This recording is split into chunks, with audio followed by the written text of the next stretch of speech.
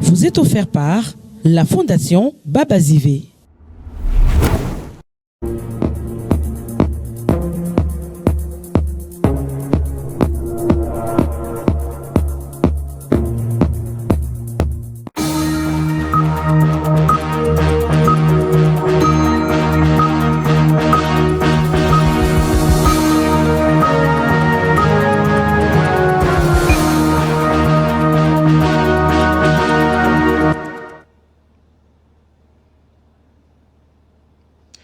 Heureux de vous savoir nombreux en train de regarder Magloire à télévision. Mesdames et messieurs, bienvenue dans cette nouvelle session d'actualité, sur les antennes de Magloire à télévision qui s'ouvre par ces sommaires.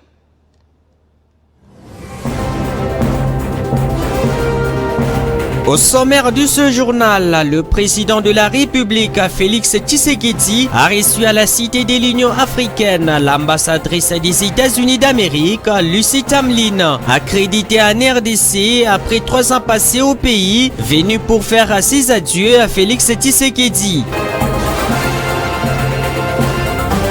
À suivre toujours dans ce journal, le représentant du chef de l'État, Félix Tshisekedi, David Moukeba, chargé des infrastructures, qui a effectué une visite d'inspection dans les provinces du Kasaï, du Congo central et du Kwilu, dans le cadre du programme de la construction des universités modernes dans ces provinces du pays. Au ministère du Commerce extérieur, la première ministre Judith Suminwa a procédé au vernissage du livre publié par le ministre du Commerce extérieur, Julien Paluku. C'était en présence de quelques membres du gouvernement et de certains cadres universitaires. À suivre dans ce journal toutes les précisions. Et pour terminer, ici en province, l'honorable Mukwege Maloulou Magloire a été présente à la consécration du pasteur Prince Kassongo de l'église des âmes vivantes à paroisse Betsaïda sous l'exhortation du patriarche révérend Kibouyou. Mesdames et messieurs, c'est tout pour les sommaires. Bienvenue tout de suite, les développements des titres.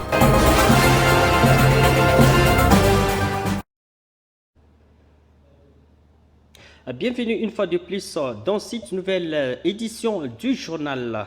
Comme annoncé au sommaire de ce journal, après 3 années passées en République démocratique du Congo et arrivé au terme de sa mission, l'ambassadrice des États-Unis d'Amérique, accréditée en République démocratique du Congo, Lucie Tamlin, a fait ses adieux dimanche 28 décembre 2025 au chef de l'État Félix Tshisekedi à la Cité de l'Union africaine où le chef de l'État a accordé en audience l'ambassadrice Lucie Tamlin. Suivez.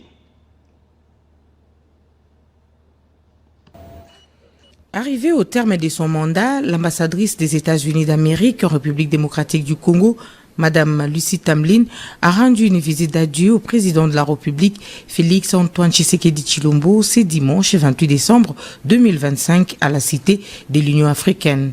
Le président de la République l'a remercié pour les efforts déployés pour promouvoir les relations entre la RD Congo et les États-Unis d'Amérique dans le cadre du partenariat stratégique entre les deux pays.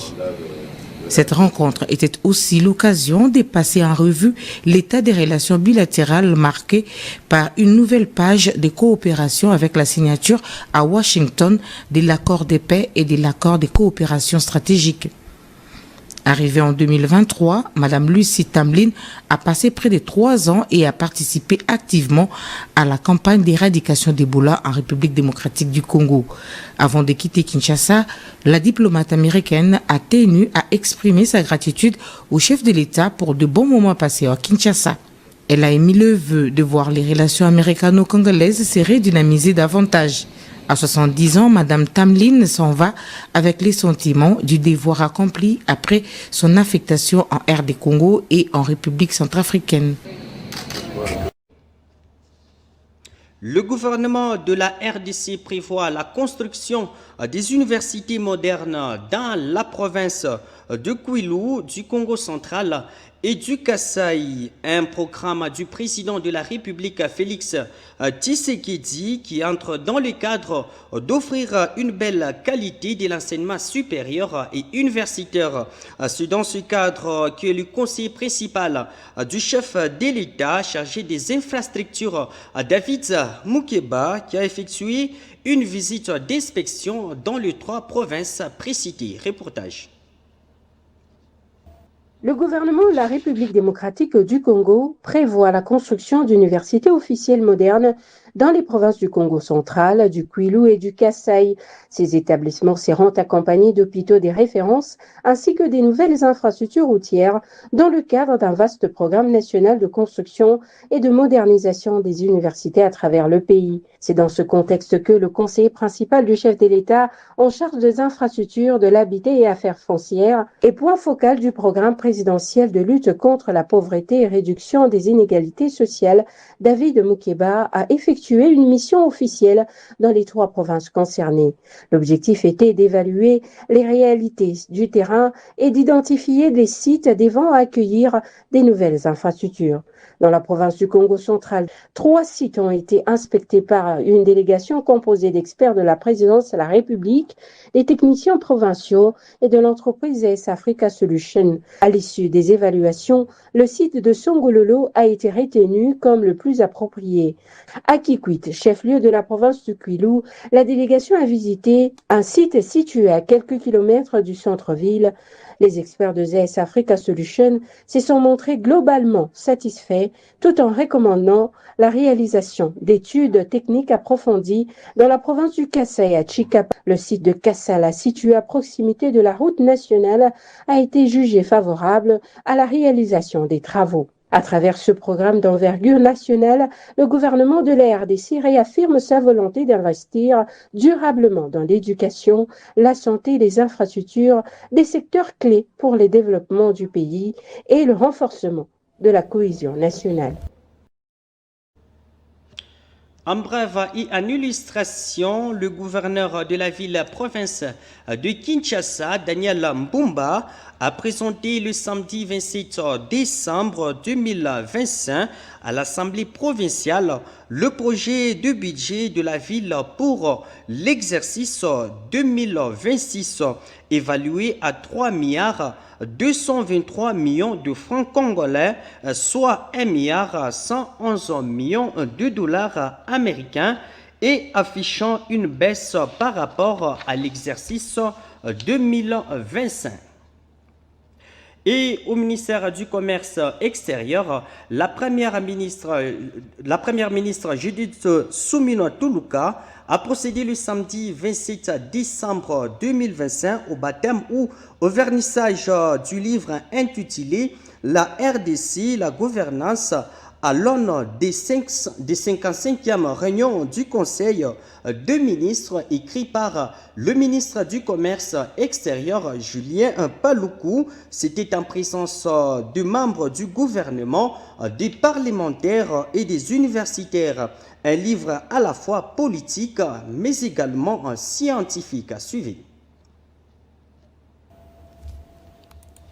2 tomes, 735 pages, un travail de fond compilant, analysant et contextualisant les décisions issues des 55 conseils de ministres tenus entre juin 2024 et août 2025. La première ministre Judith Suminwa Tuluka a procédé au lancement de cet ouvrage inédit intitulé « République démocratique du Congo, la gouvernance à l'aune des 55 réunions du Conseil des ministres du gouvernement Suminwa I », signé par Julien Paluku Kaungia, doctorant en sciences politiques et administratives à l'université de Kinshasa et ministre du Commerce extérieur. L'ouvrage propose une radiographie complète de l'action gouvernementale en rassemblant communication présidentielle, directives de la première ministre et décisions sectorielles qui ont rythmé la conduite de l'État.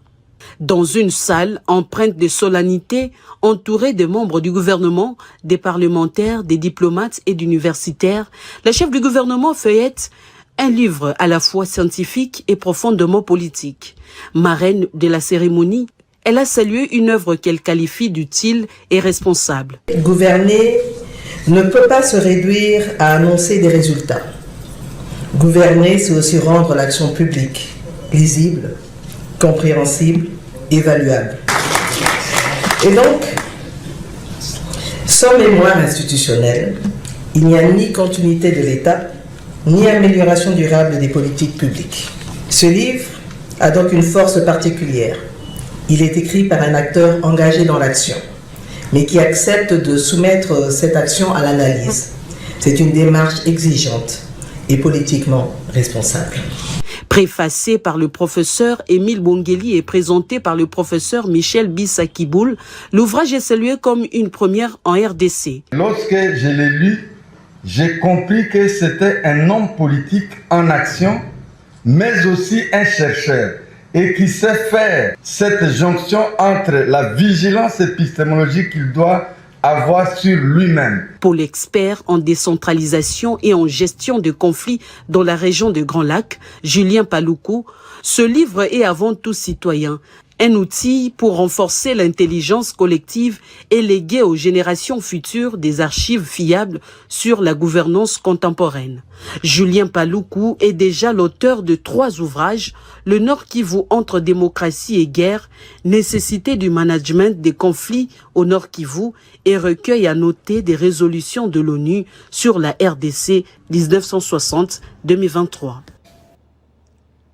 Après la décision ministérielle portant en suspension des activités des exploitants artisanaux dans les sites miniers, pris récemment par le ministre des Mines Louis Watum Kabamba, le rassemblement des exploitants miniers du Congo, REMEC en sigle, a plaidé pour la mise en place des mesures d'encadrement. Suivez. La décision prise par les ministres des Mines, Louis Watum Kabamba, de suspendre les activités des exploitants artisanaux fait couler beaucoup d'encre et de salive. Les rassemblements des exploitants miniers du Congo montent au créneau et appellent à la mise en place des mesures d'encadrement, d'accompagnement pour éviter une explosion sociale. À qui nous demandons simplement d'élever sa mesure qui ne fera que dérouler les tapis rouges aux ennemis. Nous répétons encore, c'est des milliers de familles. Plus d'1 million de familles qui vivent dans les carrières. Nous avons fait un plaidoyer par le temps, demandant au ministre de disposer des EA, des zones minéralisées et sans risque. Les REMEC comptent porter ces dossiers sous forme de plaidoyer pour sauver une corporation qui refuse de disparaître, mais qui accepte tout de même un nettoyage pour éviter les drames dans les sites miniers. Et ici en province, parlons cette fois-ci de la religion. L'église des âmes vivantes paroisse Betsaïda a vécu un moment historique avec la consécration pastorale de Prince Kassongo, cité en présence de l'honorable Mukweza Malulu Magloire et sous l'exhortation du patriarche révérend Kibuyu.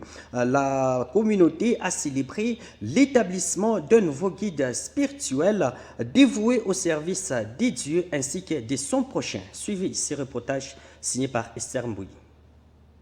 Ce dimanche 28 décembre a été une journée exceptionnelle à l'église des âmes vivantes, paroisse Betsaïda. La grande famille Malulu, avec en tête l'honorable Mukweza Malulu Magloire, ainsi que des fidèles de cette communauté, ont pris part au culte solennel des consécrations. Chants de louange et d'adoration étaient au rendez-vous pour rendre gloire au Seigneur pour ses hauts faits.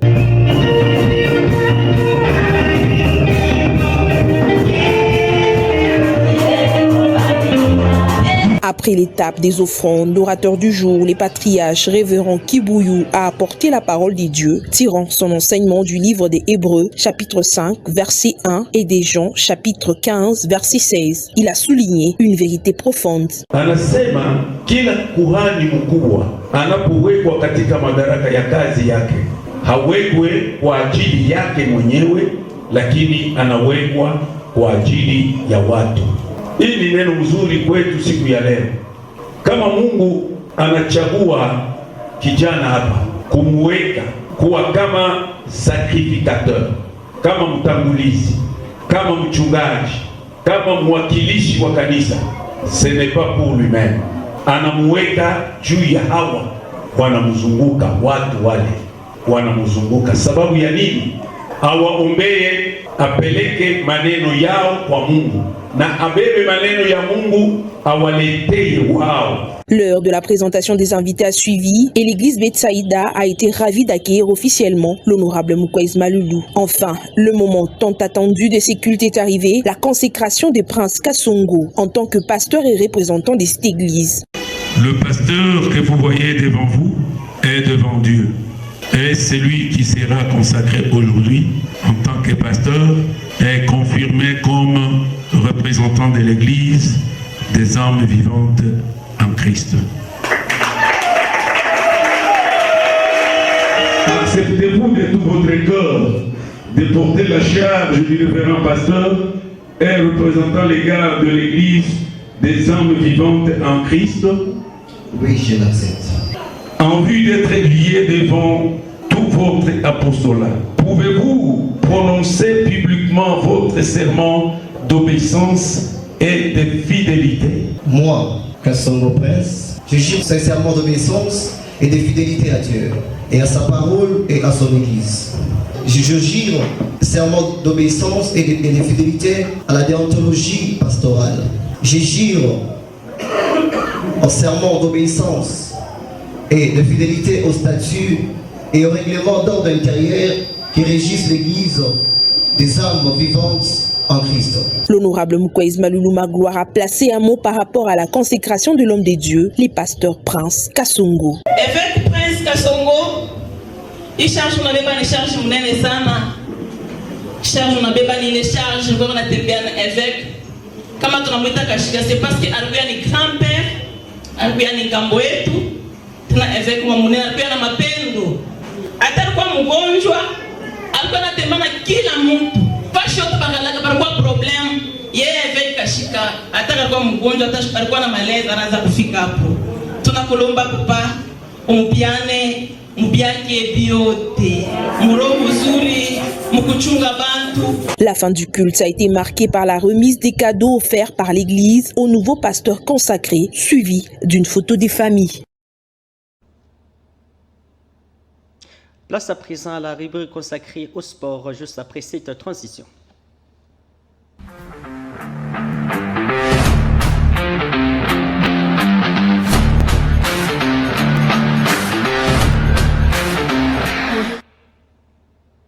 La deuxième journée de la phase du groupe de la Coupe d'Afrique des Nations Maroc 2025 s'est poursuivie le samedi 27 décembre 2025 où la RDC s'était séparée 12-12 face au Sénégal pour le compte du groupe D et les scores étaient d'un but partout. Et dans d'autres groupes, le Gabon et la Tunisie ont été battus respectivement par le Mozambique ainsi que le Nigeria.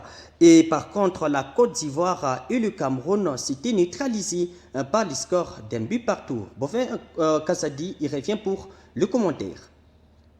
Ils ont présenté une bataille terrestre des griffes, les lions de la Teranga du Sénégal et les léopards de la République démocratique du Congo, lors de la deuxième journée du groupe D de la CAN Maroc 2025. Dans un duel de titans où ces deux protagonistes ont montré leur force devant la face du monde. Surtout cet aspect des grimaces de l'attaque sénégalaise qui n'a pas inquiété les tridents défensifs, congolais bien assises et composés de Chancel Mbemba, Axel Twanzembe, Artira Maswaku et Aaron Wan-Bissaka. Semira défensif a géré l'expérience de Sadio Mané, Ismail Assar et de Iliman Ndiaye jusqu'à la pause avant que l'attaque de la République démocratique du Congo s'illustre par ses gestes manqués de Théo Bongonda et d'autres. Au retour à 10 citrons, quelques minutes après, soit à la 61e minute, une très bonne combinaison des Congolais dans la surface adverse dans laquelle le surnommé Théo Messi profite d'un centre en retrait de Wan-Bissaka pour catapulter Edouard Mendy qui a mal renvoyé les ballons en pleine surface, profitant à Cédric Bakambu de procurer la joie immense à tout un peuple congolais en but à 0. All inside here.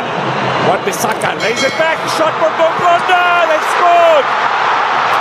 It's Bakambu who reacts quickly. quickest, and Senegal have conceded. It's the Congolese. Un but qui a motivé les poulains de Sébastien Desabre sur la pelouse du plus grand stade marocain de Tanger. Cet avantage n'avait pas du tout découragé les Sénégalais, mais plutôt les a donné du courage jusqu'à trouver l'égalisation suite à cette erreur défensive et Sadio Mané égalise. Away is Mbaye. Chance here for Mane, surely. They have the equaliser. Defensive slip is punished by Senegal and Sadio Mane.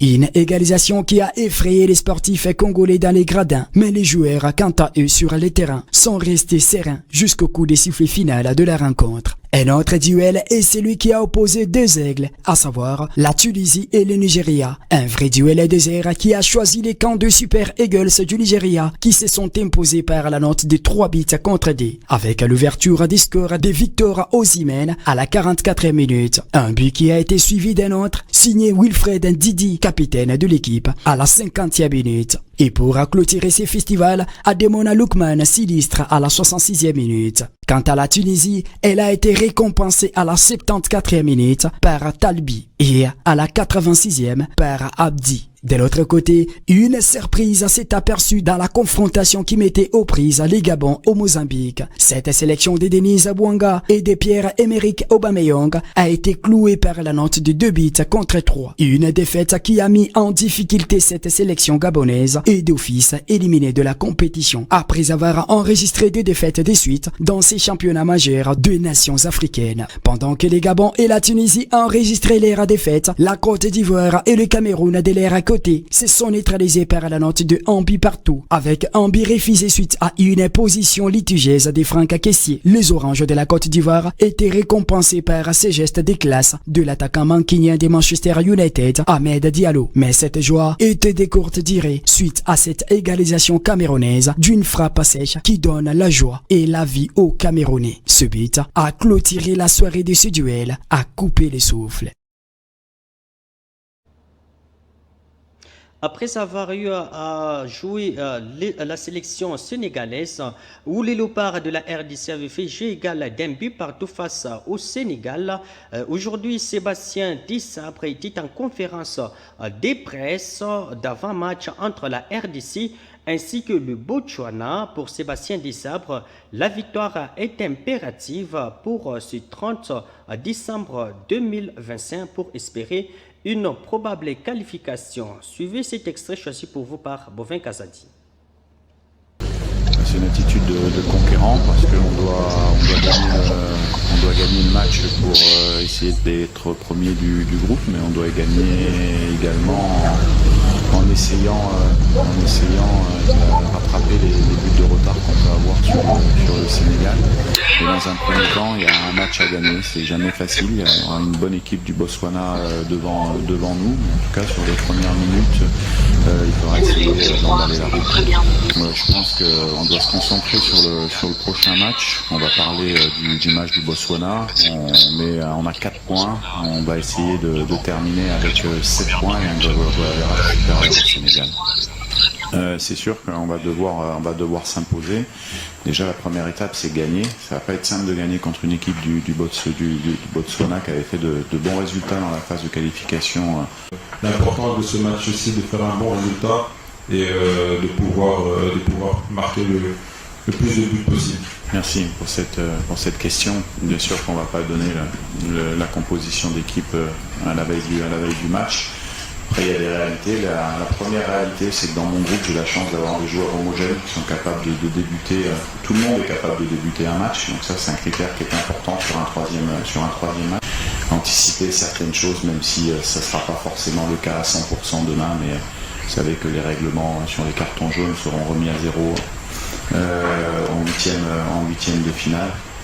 C'est un des paramètres qui peut aussi nous faire modifier un petit peu certains postes. Et puis après, bien sûr qu'il va falloir trouver un petit peu d'énergie. Donc il y aura quelques postes qui vont changer demain. Place à présent à l'actualité en dehors de nos frontières nationales, juste après cette transition.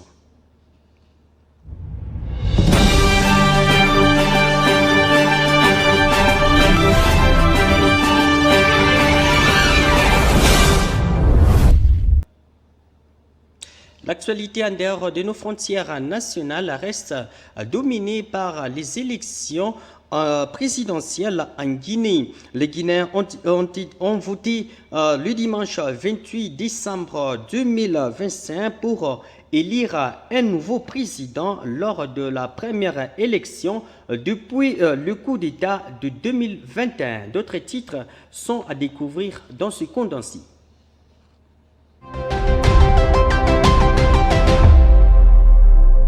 Mesdames et messieurs, bienvenue dans cette nouvelle synthèse d'actualité internationale.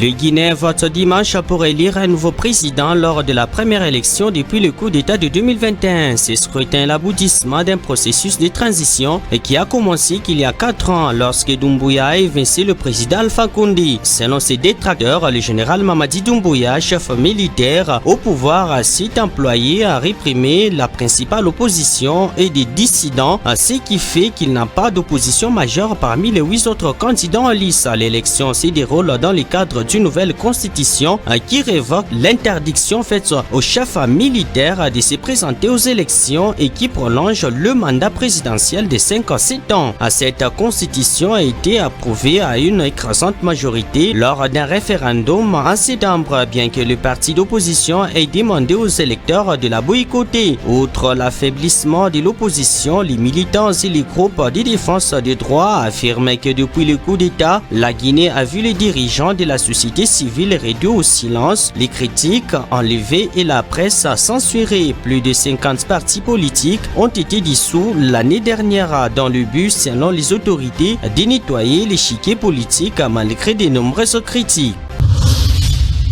Le Kremlin a diffusé samedi soir une vidéo du président russe Vladimir Poutine en uniforme militaire recevant des rapports de hauts responsables militaires dans un poste de commandement militaire non identifié. Le chef de l'état-major général russe, le général Valery, a indiqué à Poutine que les troupes russes avaient pris le contrôle total de Miromorad dans la région de Donetsk. La Russie utilise l'ancien nom soviétique de la ville Dimitrov et de la ville de Ouliaïpol dans la région de Zaporizhia. Nous voyons maintenant qu'il y a aussi des gens intelligents en Occident qui recommandent aux autorités de Kiev d'accepter des conditions décentes pour mettre fin au conflit et de fournir des bonnes conditions de base pour assurer la sécurité de l'Ukraine dans une perspective historique à long terme, des conditions pour rétablir les relations avec la Fédération de Russie et restaurer l'économie ukrainienne. Mais nous constatons qu'aujourd'hui encore, malheureusement, les dirigeants du régime de Kiev ne se précipite pas pour résoudre ce conflit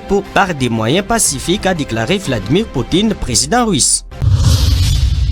Et pour terminer, la Somalie a condamné la reconnaissance par Israël de Somaliland, région autoproclamée de la Somalie en tant qu'État indépendant. Le Somaliland a déclaré son indépendance de la Somalie dans les années 1990, mais n'a jamais été reconnu par la communauté internationale. Vendredi, le bureau du Premier ministre somalien a déclaré dans un communiqué que le Somaliland est une partie intégrante, inséparable et inaliénable du territoire souverain de la République fédérale de Somalie, en rejetant la reconnaissance israélienne comme illégale. La Somalie a clairement indiqué qu'elle ne permettait pas l'établissement de bases militaires étrangères ou d'arrangements sur son territoire qui l'entraînerait dans des conflits par procuration ou importerait des hostilités régionales et internationales dans cette région. Mesdames et messieurs, c'est tout pour cette synthèse d'actualité internationale. Merci de l'avoir suivi.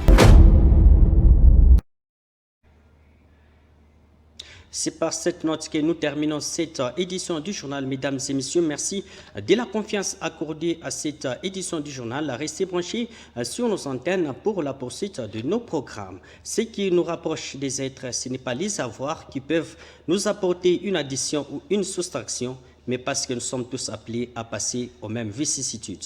Portez-vous bien.